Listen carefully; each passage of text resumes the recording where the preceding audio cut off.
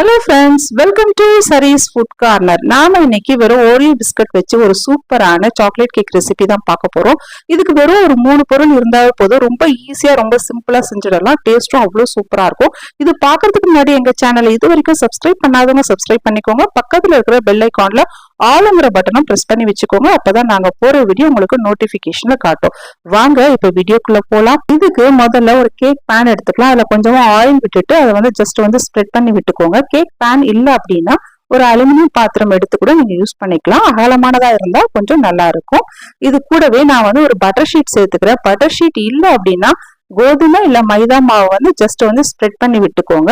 Spread பண்ணி விட்டுட்டீங்கன்னா உங்களுக்கு cake ஒட்டாம அழகா உங்களுக்கு வரும். நான் பட்டர் ஷீட் இருக்கிறதுனால இதுல சேர்த்துக்கிறேன். இப்போ கேக் பேன் ரெடி ஆயிடுச்சு. இதை அப்படியே எடுத்து வச்சிடலாம். இப்போ ஒரு பவுல்ல நாம ஓரியோ பிஸ்கட்ஸ் எடுத்துக்கலாம். நான் சின்ன பேக்கெட் தான் எடுக்கிறேன். இது ஒரு 6 பேக்கெட் நான் சேர்த்துக்கிறேன். ஒரு பேக்கெட்ல 5 நம்பர் அளவுக்கு பிஸ்கட்ஸ் இருக்கு. நான் 6 பேக்கெட் சேர்க்கிறேன். பெருசா இருந்ததுன்னா ஒரு 3 பேக்கெட் இருந்தாவே உங்களுக்கு போதுமானதா இருக்கும். பாருங்க, 5 பிஸ்கட்ஸ் இருக்கு. இது எல்லாமே இதே மாதிரி 6 பேக்கெட் நான் பிரிச்சு எடுத்து சேர்த்துக்கிறேன். சேர்த்துக்கிட்டு கூடவே நான் இதுல மிக்ஸி ஜார்ல சேர்த்து நல்லா ஒரு ஃபைன் பவுடரா நம்ம அரைச்சி எடுத்துக்கலாம். இதுல நான் இருக்கிற அந்த கிரீம் எதுவுமே நான் வெளியே எடுக்கல. கிரீமோட சேர்த்து தான் நான் அரைக்க போறேன். இந்த கேக் ரெசிபி ஓரியோ பிஸ்கட் இல்லாம மற்ற பிஸ்கட்ல கூட நம்ம செய்யலாம். கிரீமோட சேர்த்து செஞ்சீங்க அப்படின்னா உங்களுக்கு சுகர் எதுவும் தேவைப்படாது. அப்படி இல்லாம வெறும் பிஸ்கட் மட்டும் வச்சு பண்றீங்க அப்படின்னா கொஞ்சமா சுகர் தேவைப்படும். பாருங்க, இந்த மாதிரி ஒரு ஃபைன் பவுடரை நம்ம அரைச்சு கொண்டு வந்தாச்சு. இதை நம்ம ஒரு பவுல்ல மாத்திக்கலாம். இதுல நம்ம வேற எந்த பொருளுமே சேர்க்க போறதுல, ஜஸ்ட் பிஸ்கட் எடுத்திருக்கோம். ஜஸ்ட் ஒரு ஃபைன் பவுடரை அரைச்சு ஒரு பவுல்ல சேர்த்திருக்கோம். இப்போ நான் 1 கப் அளவுக்கு பால் எடுத்துக்கிறேங்க. பால் எடுத்து கொஞ்சம் கொஞ்சமா சேர்த்து மிக்ஸ் பண்ணிக்கலாம். மொத்தமா எல்லா பாலையும் ஊத்திடாதீங்க. கொஞ்சம் கொஞ்சமா சேர்த்து நல்லா மிக்ஸ் பண்ணிட்டு அதுக்கப்புறமா செக் பண்ணிட்டு ஊத்திக்கோங்க. இது விஸ்க் தான் இருக்கணும்னு அவசியம் இல்லை. ஜஸ்ட் ஒரு கரண்டி வச்சு கூட நீங்க மிக்ஸ் பண்ணிக்கலாம். நான் மறுபடியும் கொஞ்சம் பால் சேர்த்துக்கிறேன். மறுபடியும் ஒரு தடவை நல்லா மிக்ஸ் பண்ணி விட்டுக்கலாம்.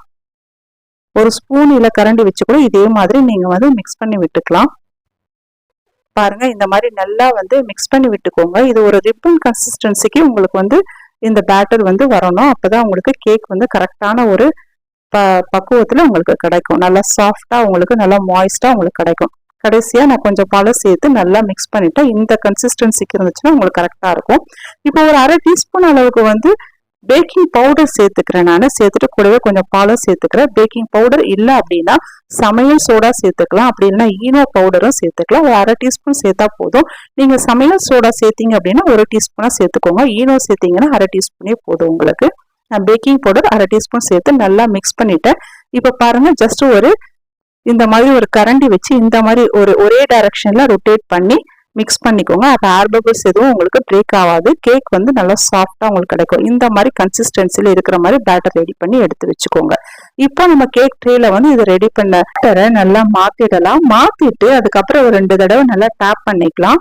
டேப் பண்ணிட்டு இதை பேக் பண்ண வேண்டியதுதான். நான் ஒரு அடிகனமான அகலமான அலுமினியம் பாத்திரம் எடுத்திருக்கேன். எடுத்து ஒரு 10 நிமிஷம் லோ ஃப்ளேம்ல ப்ரீ ஹீட் பண்ணியிருக்கேன். பாருங்க, இந்த மாதிரி பாத்திரம் எடுத்து லோ ஃப்ளேம்ல 10 மினிட்ஸ் ப்ரீ ஹீட் பண்ணியிருக்கேன். இதுல ஒரு ஸ்டாண்ட் வச்சுக்கலாம். ஸ்டாண்ட்ல இந்த ட்ரேவை நம்ம ஓரம் எதுவும் படாம நடுவுல பிளேஸ் பண்ணிட்டு இந்த மாதிரி ஒரு தட்டு போட்டு மூடி ஒரு 20 மினிட்ஸ் லோ ஃப்ளேம்லயே பேக் பண்ணிக்கலாம். அது ரெடி ஆகிறதுக்குள்ள நான் ஒரு சாக்லேட் எடுத்திருக்கேன். போர்ன்வில் சாக்லேட் 40 ருபீஸ் தான் இதனோட விலை.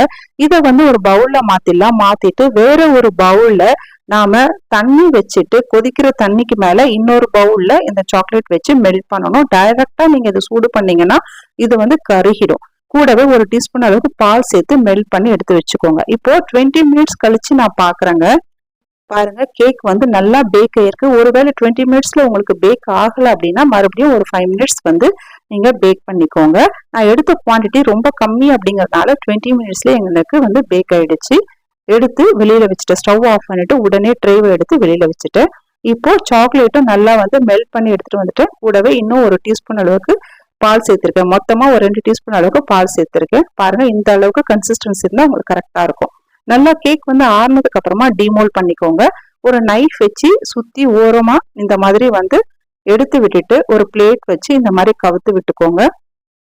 ஜஸ்ட் ஒரு 2 டைம்ஸ் டேப் பண்ணுங்க. நல்லா ஒரு சூப்பரா கேக் அழகா டிமோல்ட் ஆயிடுச்சு. நம்ம போட்டிருக்கிற இந்த பட்டர் ஷீட்டை எடுத்துடலாம்.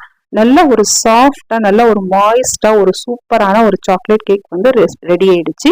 இந்த கேக்கை நீங்க விருப்பப்பட்டா இப்படியும் சாப்பிடலாம். இன்னும் கொஞ்சம் அழகா இன்னும் கொஞ்சம் டேஸ்டா நம்ம பண்ணணும் அப்படின்னா நம்ம மெல்ட் பண்ணிருக்கிற அந்த சாக்லேட்டை வந்து இது மேல வந்து ஜஸ்ட் ஸ்ப்ரெட் பண்ணி விட்டுட்டு இன்னும் கொஞ்சம் அழகுபடுத்தி நம்ம வந்து சாப்பிடலாம். நல்லா சாஃப்டா இருக்குங்க கேக்கு. நம்ம மெல்ட் பண்ணிருக்கிற அந்த சாக்லேட்டை இது மேல அழகா வந்து ஸ்ப்ரெட் பண்ணி விட்டுடுங்க.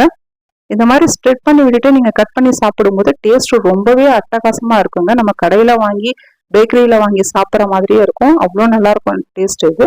நல்லா இது ஃபுல்லாவே நீங்க வந்து ஸ்ப்ரெட் பண்ணி விட்டுடுங்க. நான் எடுத்த அந்த 40 ருபீஸ் சாக்லேட்டு இதுக்கு கரெக்டா இருந்தது.